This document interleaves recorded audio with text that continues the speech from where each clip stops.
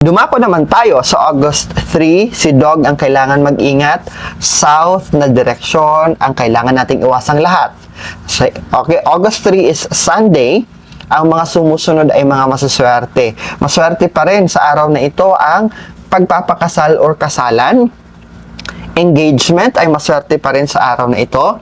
House moving, paglilipat o paghahakot ng mga gamit sa bago nyong lilipatan na bahay ay maswerte. O it could be on this day, August 3 is the first day na dyan kayo titira sa bago nyong bahay, bagong apartment o bagong townhouse o bagong unit.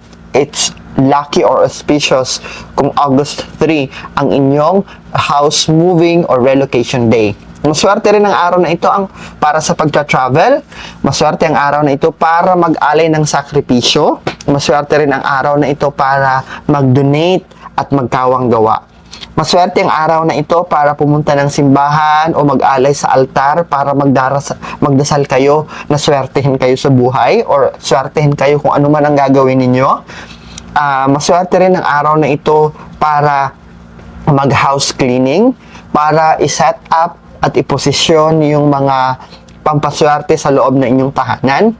Okay? House cleaning, house decoration ay maswerte sa araw na ito. Pagtitibag ng building ay maswerte rin sa araw na ito.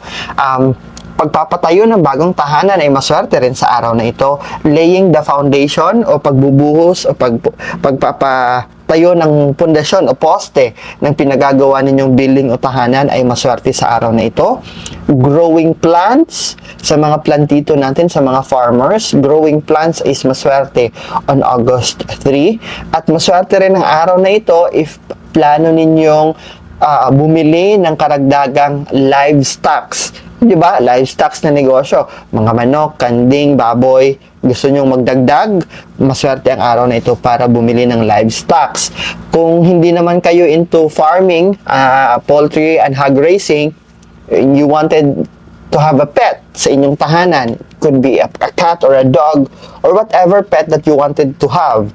August 3 ay maswerte ring araw if plano nyong bumili ng alagang hayop para sa inyong tahanan. Ano ang kailangan nating iwasan?